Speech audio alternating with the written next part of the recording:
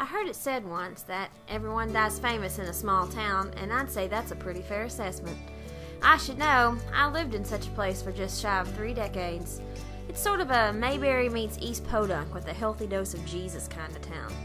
It's a place continually stuck in a state of transition, like a stitch in time or something. There's strip malls and Starbucks and other signs of cultural progression, yet locals don't blink twice if an overall-clad fella on a tractor pokes down the main drag of town during rush hour.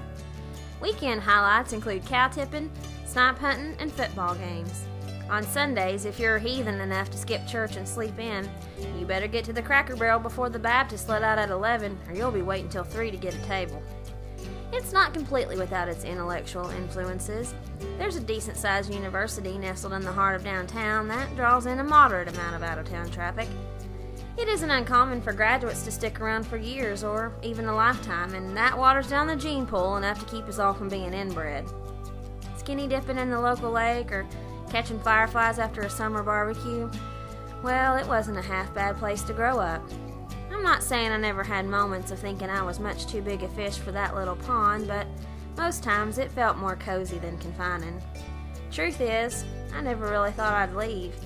But life sure has a way of turning curves we don't always see coming, and so here I find myself, small-town girl residing in the largest city below the Mason-Dixon, the place Yankees call the New York of the South, otherwise known around here as Atlanta.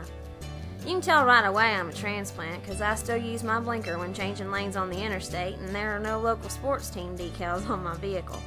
Some days I find it a bit overwhelming still, but after nearly 4 years I'm beginning to get the hang of it. I found that for me, figuring out where I'm going in this life starts with understanding where I come from and all the places that I've been.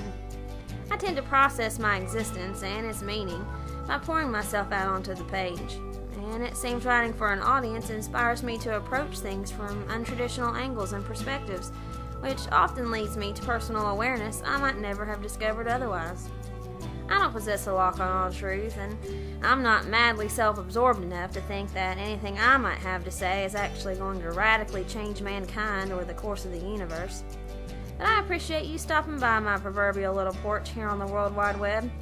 Maybe I'll have some answers, or maybe I'll just inspire you to ask better questions. Maybe all you'll get's a little free entertainment. Whatever the case, welcome, and y'all come back now, here